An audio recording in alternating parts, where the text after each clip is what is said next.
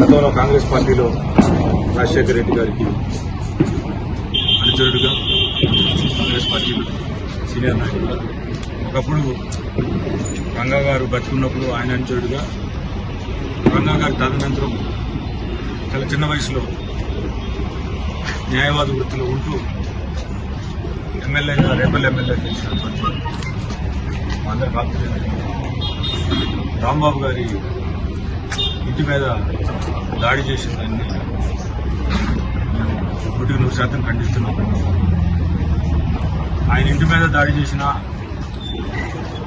చంద్రబాబు నాయుడు గారిని ఏదో ఆవేశంలో మాట జారాడని, ఆ కారణం చేత రాంబాబు లాంటి ఒక చిన్నపిల్లల మనస్తత్వం కలిగిన వ్యక్తిని రాజమండ్రి జైల్లో పెట్టి ఇబ్బంది పెట్టిన దానికి నైతికంగా మద్దతు తెలియజేయడం కోసం ఆయన్ని పలకరించడంతో పాటు ఈ సందర్భంగా ఆంధ్ర సమాజాన్ని కానీ మరి ముఖ్యంగా తెలుగుదేశం పార్టీ ప్రభుత్వం, ఈ రాష్ట్ర డీజీపీ హరీష్ కుమార్ గారి గుప్తా గారికి ఇద్దరిని చెరొక మాట అడుగుతుంది. ఇవాళ రాంబాబు గారి గొడవ ఎక్కడొచ్చింది? ఆయన ఉన్నటువంటి రాజకీయ పార్టీ ఒక పిలుపునిస్తే ఆ కార్యక్రమానికి తన 10 మందో 20 మందో అనుచరులతోటి అటెండ్ అయ్యి వస్తుంటే కౌంటర్ పార్ట్గా తెలుగుదేశం పార్టీకి సంబంధించిన కొంతమంది కార్యకర్తలు, నాయకులు అటకాయించి జరిగిన డిస్కషన్లో వాళ్ళు ఇద్దరు ఘర్షణ పడ్డారు. ఒక మాట చిన్న ఇది జరిగింది. ఇది సహజంగా గ్రామ స్థాయి నుంచి కాన్స్టిట్యున్సీ లెవెల్ వరకు, జిల్లా స్థాయి వరకు భారతదేశంలో ప్రతిరోజు కొన్ని వందల వేల ఇన్సిడెంట్లు జరుగుతాయి. అంతటితో వదిలేస్తారు దాని కంటిన్యూషన్ రాంబాబు గారి ఇంటి మీద ఆర్గనైజ్డ్గా పోలీసుల్ని పెట్టుకొని కంటిన్యూషన్ ఒక హోల్ ద డే దాడి చేసే ప్రయత్నం. అంటే నేను రాజకీయాల జోలికి వెళ్ళదలుచుకోలేను, కానీ రాంబాబు గారు ఉన్న వైఎస్ఆర్సీపీ పార్టీలో, నేను కాంగ్రెస్ పార్టీలో అనేక బాధ్యతలు నాకు, నేను పార్టీ పరంగా కూడా మాట్లాడుతున్నాను. ఇలా రాష్ట్ర డీజీపీ గారు హరీష్ కుమార్ గుప్తా గారు, నేను ఆయన్ని సూటిగా ప్రశ్నిస్తున్నా, మీరు ఆత్మపరిశీలన చేసుకోవాలి.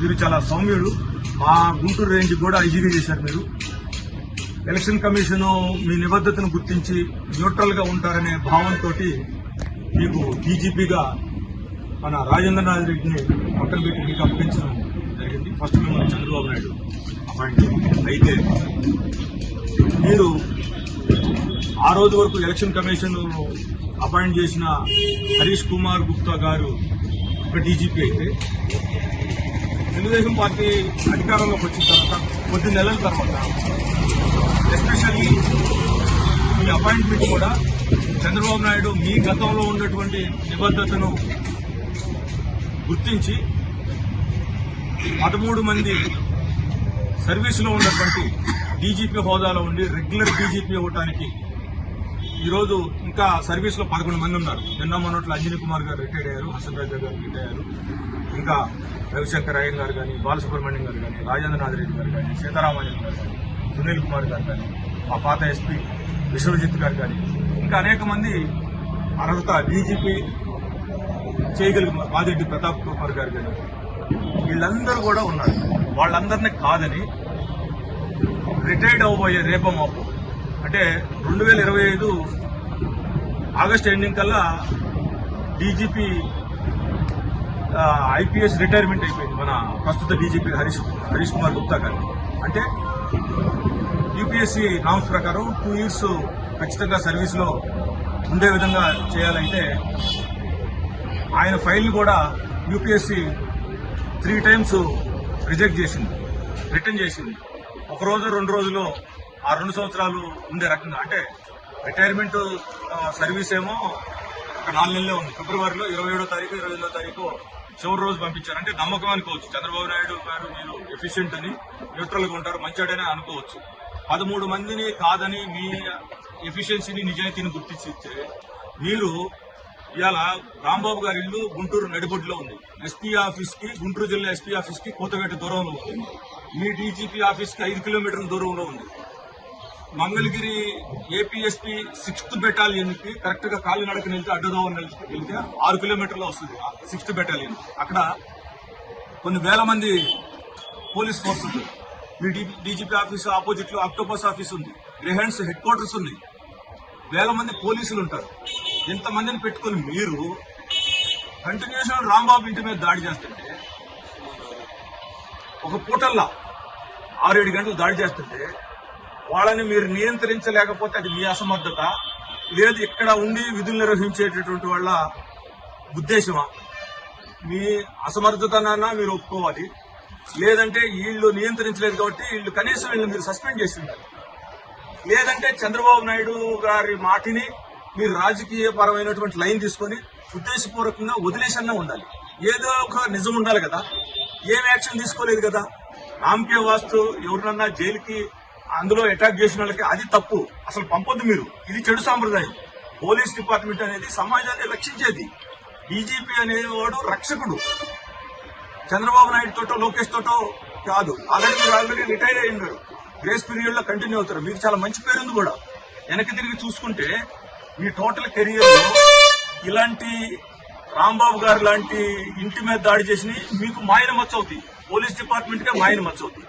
ఇదే చంద్రబాబు నాయుడు గారు అపోజిషన్ ఉన్నప్పుడు ఆయన ఇంటి మీదకి వెళ్తే గౌతమ్ సావంగ్ గారి గురించి ఏమన్నారు? ఆయన ఎక్కడికో పల్నాడు పర్యటనకి వెళ్తే రాళ్లేస్తే ఏమన్నారు? ఎస్, ఆ రోజు చంద్రబాబు నాయుడు మాట్లాడిన దాన్ని నేను కూడా కొద్దిసేపు కరెక్ట్ అని నేను యాక్సెప్ట్ చేస్తా. అదే చంద్రబాబు నాయుడు ప్రతిపక్ష నాయకుడి నుంచి ముఖ్యమంత్రి అయిన తర్వాత ఈ రోజు రాంబాబు లాంటి ఒక సౌమ్యుడు, రాంబాబు పరుషంగా ఏది మాట్లాడు, బూతులు తిట్టడు. కాకపోతే చదువుకున్న లాయర్ గా సబ్జెక్ట్ ఉంటుంది, సర్కాస్టిజం ఉంటుంది, 10 మందిని నవ్వించే విధంగా ఉంటుంది. ఖచ్చితంగా సమాజానికి సంబంధించినటువంటి ఏదో ఒక లాజిక్. మేమన్నా ఏదన్నా సందర్భంలో ఆవేశంగా మాట్లాడతాం కానీ రాంబాబు గారు అంటే ఎప్పుడు ఎవరిని బూతులు తిట్టినటువంటి, అరే అతను ఒక పార్టీకి కట్టుబడి ఉన్నాడు, అది ఈజ్ చాయిస్ అండ్ రైట్. కానీ సమాజ పరంగా ఎప్పుడు రాంబాబు తప్పు చేసినటువంటి వ్యక్తి కదా. అలాంటి ఇంటి మీదకి వెళ్లి దాడి చేస్తుంటే చంద్రబాబు నాయుడు ముఖ్యమంత్రిగా మీ ఇంటి మీదకి వచ్చినప్పుడు అది తప్పని చెప్పి నువ్వు అదే తప్పు నువ్వు ప్రోత్సహిస్తావా? ఈ మూడింటిలో ఒకటి ఖచ్చితంగా ఉండాలి. చంద్రబాబు నాయుడు మాటని విని మీరు డీజీపీగా చర్య తీసుకోకుండా ఉండాలి, లేకపోతే అసమర్థత అన్నా ఉండాలి. ఏదో ఒకటి డీజీపీ గారు ఒప్పుకోవాలి. ఎందుకు చెప్తున్నానంటే ఆయన చాలా పెద్ద మనిషి. అలా చెప్తున్నాం. మేము కూడా అనేక సార్లు మా గుంటూరు రేంజ్ డీఐజీ ఉన్నప్పుడు కలిసాము. ఇంకా అనేక సందర్భాల్లో ఆయన ప్రిన్సిపల్ సెక్రటరీగా ఉన్నప్పుడు కలిసాము. కానీ ఎప్పుడు కూడా హరీష్ కుమార్ గుప్తా గారు ఈ రకమైనటువంటి స్థితిలోకి రాష్ట్రాన్ని తీసుకొస్తారు ఆయన ఆధ్వర్యంలో అనేది పోలీస్ డిపార్ట్మెంట్ లో కానీ లేదా మాలాంటి వాళ్ళు సమాజంలో కొంత అవగాహన ఉండాలి. ఎప్పుడు ఊహించలా. దయచేసి మీరు ఆత్మ పరిశీలన చేసుకోండి. ఇంకోటి, ఇవాళ పోలీస్ డిపార్ట్మెంట్ ఒకసారి మీరు ఆత్మ పరిశీలన చేసుకోండి. అనేక మంది ఎస్పెషల్లీ రాష్ట్ర విభజన జరిగిన తర్వాత ఈ దారుణమైనటువంటి పోస్టింగ్లకి ప్రాధాన్యత పెరిగి కేవలం 5 నుంచి 10% మంది లోకల్ ప్లేసెస్ అని, ఏ స్టేషన్కి వస్తే డబ్బులు వస్తాయి, ఏ స్టేషన్కి వస్తే మామూళ్ళు వస్తాయి అనే ఒక ఇల్లీగల్ ప్రాక్టీస్ కోసం ఇదైపోయి 90% నిజాయితీగా నిబద్ధతతో పనిచేసేటటువంటి పోలీసు వ్యవస్థను మీరు దయచేసి దిగజార్చొద్దు. ఎందుకు చెప్తున్నానంటే రాంబాబు గారి లాంటి ఇంటి మీద దాడికి పోలీసు ఇండిపెండెంట్ గా బిహేవ్ చేస్తే జరగదు. చంద్రబాబు నాయుడు చెప్తే ఒకవేళ వినకపోతే ఏమవుతుంది? ట్రాన్స్ఫర్ అవుతుంది. ఏ పోలీస్ స్టేషన్ లో మీరు పనిచేసినా మీకు అదే జీతం వస్తుంది. ఇవాళ నేను ఇప్పుడు ఈ ప్రభుత్వంలో ఉండి చంద్రబాబు నాయుడు చూస్తే నేను వైసీపీకి సపోర్ట్ చేసి, నేను వైసీపీకి సపోర్ట్ కాదు. ఇది రాష్ట్ర విభజన జరిగిన తర్వాత ఏ గవర్నమెంట్ ఉన్నా, అటు వైసీపీ ఉన్నా సరే లేకపోతే ఇప్పుడున్నటువంటి టీడీపీలో కూడా చాలా కమ్యూనిటీస్ కి, ఇవాళ రెడ్డి కమ్యూనిటీలో వాళ్ళకి చాలా మంది పోస్టింగ్ ఉంది. నాయుళ్ళు అయితే కొంతమంది ఒక గ్రూపే పెట్టుకున్నారు. అసలు బీసీలు ఎస్సీలకి గురించి పోలీస్ డిపార్ట్మెంట్ అధికారుల గురించి వాళ్ళ బాధ వర్ణనాన్ని తెచ్చు. అలానే అనేక లెవెల్లో ప్రమోషన్స్ డీజీపీ ఆఫీసులో పెండింగ్ ఉన్నాయి. ఎందుకు పెండింగ్ ఉన్నాయి? మీ హక్కులు మీరు మర్చిపోతున్నారు. సమాజాన్ని కాపాడాల్సినటువంటి పోలీస్ డిపార్ట్మెంట్ మీ హక్కుల గురించి మీరు ఫైట్ చేయకపోతే ఎలా? 13 మంది అర్హత కలిగినటువంటి డీజీపీలు, ఐఏపీఎస్ ఆఫీసర్లు అర్హత ప్రకారం వాళ్ళకి రావాల్సినటువంటి గౌరవం, పదవి లేక హోదా రాకపోతే, మీరు అడగకపోతే ప్రమోషన్స్ ఇన్ టైంలో ఇవ్వకపోతే పోలీసు అధికారుల సంఘం కావచ్చు, పోలీస్ డిపార్ట్మెంట్ మీరు ప్రశ్నించకపోతే సమాజంలో ఇతర వర్గాలకి మీరు ఎలా న్యాయం చేసేటటువంటి వాతావరణం ఉంటుంది? దయచేసి ఆంధ్రప్రదేశ్ లో పోలీస్ డిపార్ట్మెంట్ ఈ రోజు ఉన్నటువంటి స్థితి, అంటే ఈ రోజు అంటే మళ్ళా ఈ గవర్నమెంట్ అనుకోవచ్చు, విభజన జరిగిన దగ్గర నుంచి పోలీస్ డిపార్ట్మెంట్ యొక్క పరిస్థితి ఒక రకం మాకే జాలేస్తుంది. అంత తగ్గి మీరు బతకాల్సినటువంటి అవసరం లేదు. పోలీస్ డిపార్ట్మెంట్, ఆంధ్ర పోలీస్ అనేది ఒక టైంలో ప్రైడ్ ఆఫ్ ఇండియాగా ఉండేది. మీ అస్తిత్వాన్ని మీరు దయచేసి కోల్పోవద్దు. పోలీసులు అంటే హైయెస్ట్ మా బంధువులు, రక్త సంబంధికులు, మాకు తెలియ పరిచయస్తులు ఎవరైనా ఉన్నారంటే, ఏదైనా డిపార్ట్మెంట్ ఉన్నారంటే అటు హోంగార్డ్ దగ్గర నుంచి ఐపీఎస్ ఆఫీసర్ దాకా అది పోలీస్ డిపార్ట్మెంటే. ఆ డిపార్ట్మెంట్ మీద ఉన్నటువంటి కన్సర్న్ తోటి అది కూడా సమాజాన్ని రక్షించాల్సినటువంటి వాళ్ళు. ఇవాళ పోలీస్ డిపార్ట్మెంట్ గురించి ఎందుకు చెప్పామంటే, అధికారం ఎవరుంటే వాళ్ళకి మీరు సపోర్ట్ చేసే పరిస్థితి వస్తే అది కరెక్ట్ కాదు. మీ హక్కులు, ప్రమోషన్స్ కావచ్చు, మీకు కావాల్సిన అన్ని బెనిఫిట్స్ కావచ్చు. ఇంకా మరీ ముఖ్యమైనది టీచర్స్ ట్రాన్స్ఫర్స్ లాగా ఎవ్రీ 2 years ఒకసారి కౌన్సిలింగ్ పెట్టి ట్రాన్స్ఫర్స్ లో పొలిటికల్ ఇన్వాల్వ్మెంట్ ఉండకూడదు అనేది పెడితే ఈ 5%, 10% మంది కరప్షన్ కోసం, పోస్టింగ్ల కోసం తిరిగే వాళ్ళ బదులు మీ డిపార్ట్మెంట్ కి ఎక్కడ లేనటువంటి గౌరవం, పాత గౌరవం మీకు వస్తుంది. మీరు వీటి కోసం దయచేసి ఫైట్ చేయండి. చంద్రబాబు నాయుడు గారు కావచ్చు, లేదా ముఖ్యమంత్రిగా భవిష్యత్తులో అవ్వాలనుకునేటటువంటి లోకేష్ గారు కూడా జగన్ ఈ తప్పు చేశాడు, మేము అంతకంతకు తీర్చుకుంటామంటే సమాజం దాన్ని హర్షించదు. మీ పార్టీకి సంబంధించినటువంటి కార్యకర్తలు, ఒక రాజకీయ పార్టీకి నేను ప్రజలకు చెప్తున్నా, 100లో 15-30% ఉంటారు ఒక పార్టీకి అసోసియేట్, 70% కామన్ సొసైటీ ఉంటుంది. అందులో కూడా ఈ 15%లో కూడా ఆ రాజకీయ పార్టీలకు అసోసియేట్ అయ్యి కక్ష తీర్చుకోవాలనుకునే వాళ్ళు 2-3% ఉంటారు. ఏ పార్టీలో, వైసీపీలో ఉందో, తెలుగుదేశం, అందరూ హర్షించరు. నేను లోకేష్ గారికి చెప్తున్నా, ఈ కక్ష తీర్చుకోవాలనుకునేటటువంటి తత్వం వల్ల ఖచ్చితంగా సాటిస్ఫై అవుతారు మీ క్యాడర్లో కొంతమంది. కానీ మీరు ఉన్నత స్థాయిలోకి ఎదగాలనుకున్నప్పుడు ఈ 70% సమాజం అబ్జర్వ్ చేస్తుంది, వీటిని ఎవరు హర్షించరు.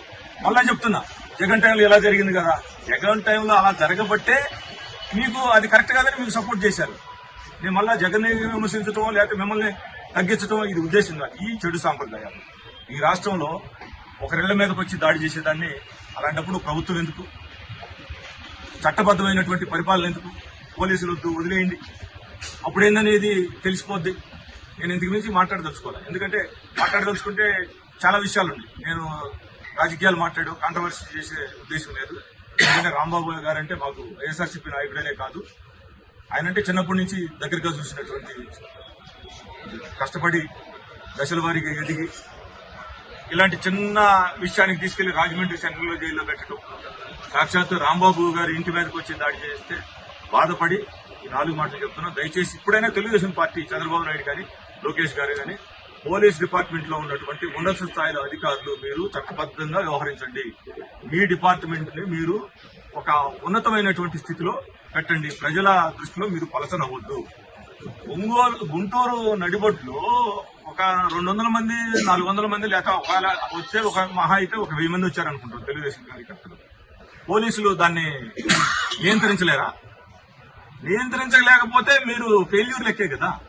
లేదు, ఇంటెన్షన్ ఉంటే చర్య తీసుకోవాలి ఇక్కడ ఉన్నటువంటి పర్యవేక్షించినటువంటి ఆఫీసుని, లేదంటే చంద్రబాబు నాయుడు తోటి మీరు కొలీడైనా మీరు జరిపించినట్టున్నారు. ఈ మూడిట్లు ఏదో మీరు తెలుసుకోండి. దయచేసి పోలీస్ డిపార్ట్మెంట్ ఇండిపెండెంట్ గా వ్యవహరించండి. ఏదో 1000లో 1 పొలిటీషియన్స్ సమర్థించడం వేరేను, గుంటూరు లాంటి నడి బజార్లో ఒక మాజీ మంత్రిగా చేసిన వాడు ఇంటి మీదకి వచ్చి పోలీసుల సమక్షంలో దాడి చేస్తే ఇది సమాజం హర్షించదు. ఇది నాకు తెలిసి రాష్ట్రంలో ఇదే చివరికి అర్థం అవ్వాలని చెప్పి నేను మనస్ఫూర్తిగా కోరుకుంటూ, భవిష్యత్తులో జరగకుండా చూడాలని చెప్పి చంద్రబాబు నాయుడు గాని, డీజీపీ హరీష్ కుమార్ గుప్తా గారిని కానీ నేను కోరుకుంటున్నాను.